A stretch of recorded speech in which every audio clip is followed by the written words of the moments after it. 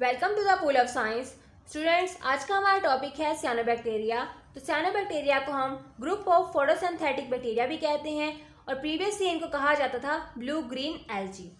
तो सियानोबैक्टीरिया की cell type देख लें तो ये प्रोकैरियोट्स होते हैं, यानी इनके अंदर कोई न्यूक्लियस और न्यूक्लियर मेम्ब्रेन मौजूद नहीं होती।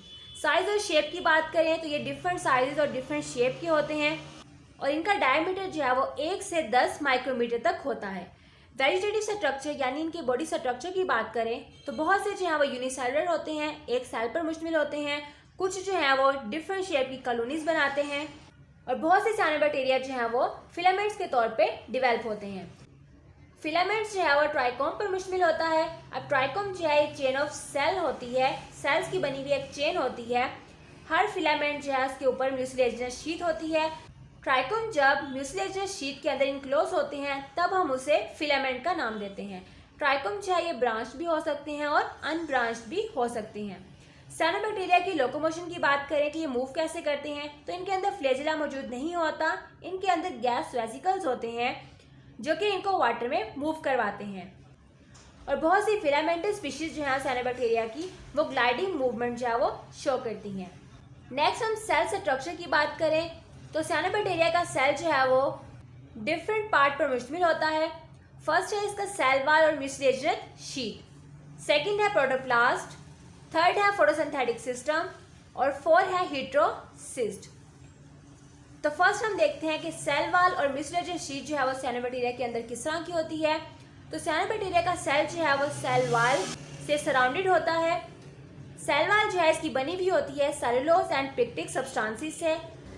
सेल के इर्द गिर्द म्यूसिलेजिनस शीट पाई जाती है। कौन से सेल के इर्द गिर्द? सियानोबैक्टीरिया के सेल के इर्द गिर्द। अभी जो म्यूसिलेजिनस शीट होती है ये सियानोबैक्टीरिया की वाटर होल्डिंग कैपेसिटी को बढ़ा देती है ताकि पानी जो है सेल के अंदर मूव ना करे और ये पानी में इजीली जो है वो मूव कर सके। इसके अलावा म्यूसिलेजिनस शीट का जो कलर होता है वो सियानोबैक्टीरिया के सेल को स्ट्रॉन्ग लाइट से प्रोटेक्ट करता है।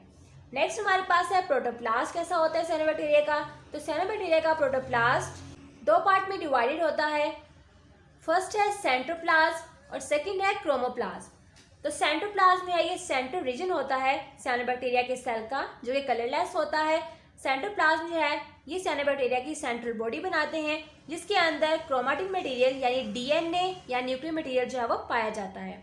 अब न्यूक्लियर मटेरियल जो है इसके अंदर प्रेजेंट नहीं होता क्रोमोसोम की फॉर्म में, मतलब मौजूद होता है लेकिन क्रोमोसोम की फॉर्म में मौजूद नहीं होता। इसके अलावा सेंट्रोप्लाज्म के अंदर क्रिस्टलाइन ग्रैन्यूल्स पाए जाते हैं। तो सियानोबैक्टीरिया में मौजूद न्यूक्लियर मटेरियल को हम प्रिमिटिव न्यूक्लियस भी कह सकते हैं क्योंकि बाद में इसी के अंदर एवोल्यूशन होके यूकैरियोट्स के अंदर ट्रू न्यूक्लियस जो है वो डिवेल्प हुआ था। लेकिन सियानोबैक्टीरिया के अंदर न्यूक्लियर मेम्ब्रेन और न्यूक्लियस मौजूद नहीं होता। सियानोबैक्टीरिया के प्रोटोप्लास्ट का सेकंड पार्ट है क्रोमोप्लाज्म।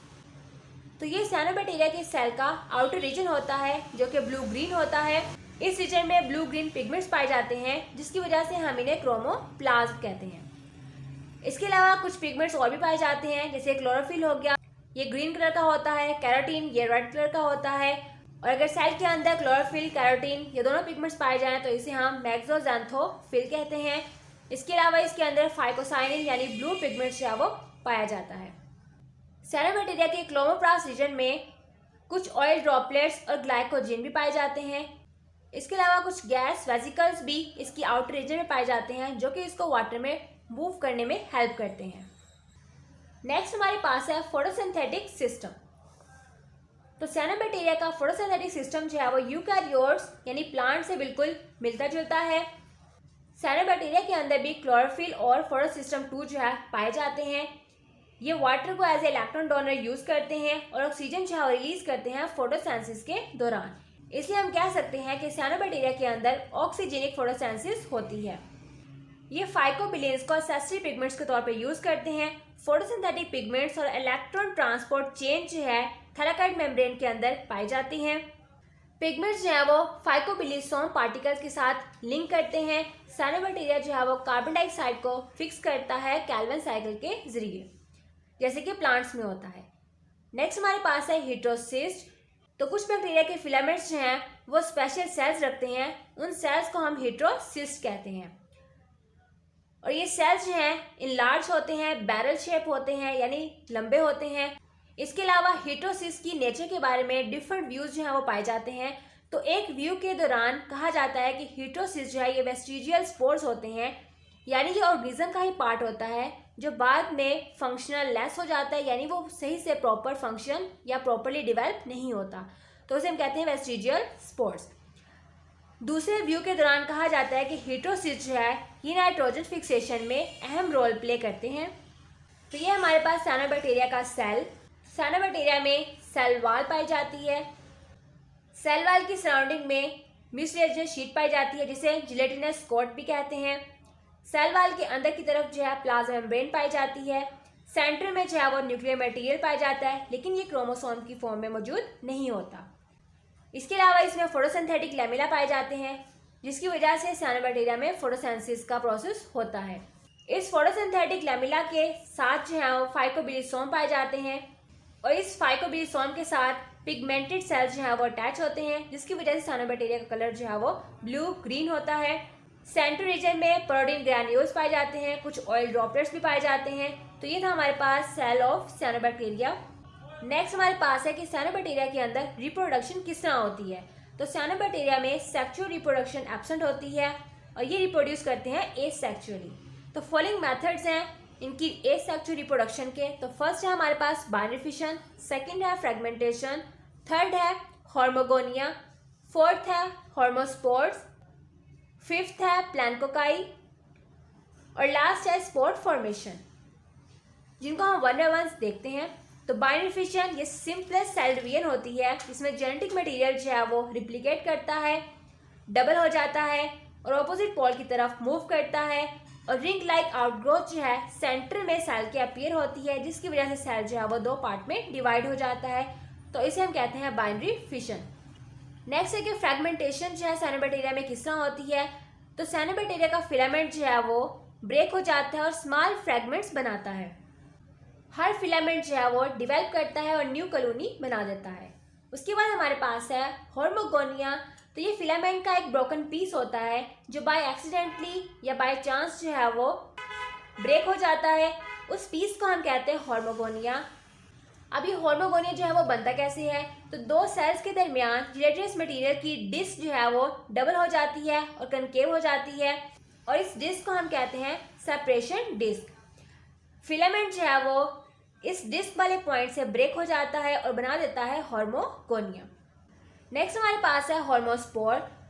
तो जैसे ही साइनोबैक्टीरिया की अनफेवरेबल कंडीशन से पासिंग होती है तो कुछ हॉर्मोगोनिया जो है वो अपने ऊपर थिक वॉल बना लेते हैं और बन जाते हैं हॉर्मोस्पोर्स। और जैसे ही ये फेवरेबल सीजन में पहुंचते हैं तो ये डिवेल्प करते हैं और न्यू फिलामेंट बना देते हैं। उसके बाद हमारे पास है प्लानकोकाई। साइनोबैक्टीरिया की ये रिप्रोडक्शन जो है वो क्रीपिंग मूवमेंट करती है और न्यू कॉलोनी डेवलप करती है। साइनोबैक्टीरिया के सिंगल सेल को हम हॉर्मोगोन्स भी कहते हैं। उसके बाद है हमारे पास स्पोर फॉर्मेशन। साइनोबैक्टीरिया के अंदर different type of spores produce होते हैं। तो फर्स्ट है हमारे पास अकाइनेट्स, जिसे हम आर्थ्रोस्पोर्स भी बोलते हैं। सेकंड है एंडोस्पोर और थर्ड है एक्सोस्पोर। तो अकाइनेट्स जो है ये थिक वाल्ड स्पोर्स होते हैं। इनको हम इन लार्ज रिप्रोडक्टिव सेल्स भी कहते हैं। ये एक्स्ट्रा फूड को स्टोर करते हैं और सिक्रीट करते हैं थिक वाल और बन जाते हैं अकाइनेट्स। अकाइनेट्स जो है इसकी आउटर वाल को हम कहते हैं एक्सोस्पोर और इसकी इनर वाल को हम कहते हैं एंडोस्पोर। इसके अलावा अकाइनेट्स जो है येलो या फिर ब्राउन कलर के होते हैं और जेमिनेट करते हैं इमीडिएटली आफ्टर रेनिंग, यानी बारिशों के सीजन में बारिश होने के बाद फौरन ये जेमिनेशन स्टार्ट कर देते हैं। नेक्स्ट हमारे पास है एंडोस्पोर। तो कुछ साइनोबैक्टीरिया जो है वो एंडोस्पोर डिवेलप करते हैं, यानी ओल्डर सेल वाल जो है इनकी बस्ट हो जाती है और एंडोस्पोर जो है वो बाहर निकल के फिर से फेवरेबल सीजन में ग्रो करता है, न्यू कॉलोनी न्यू फिलामेंट बना देता है। नेक्स्ट हमारे पास है एक्सोस्पोर। कुछ साइनोबैक्टीरिया की जो ब्रांच होती हैं उनकी टिप जो है वो कट आउट हो जाती है और सेपरेट हो जाती है और डिवाइड करके न्यू फिलामेंट बनाती है, उसे हम कहते हैं एक्सोस्पोर। एक्सोस्पोर जो है वो बॉडी के आउटर साइड पे बनते हैं, जबकि एंडोस्पोर जो है बॉडी के इनर साइड पे डिवेल्प होते हैं। तो ये था हमारा आज का लेसन।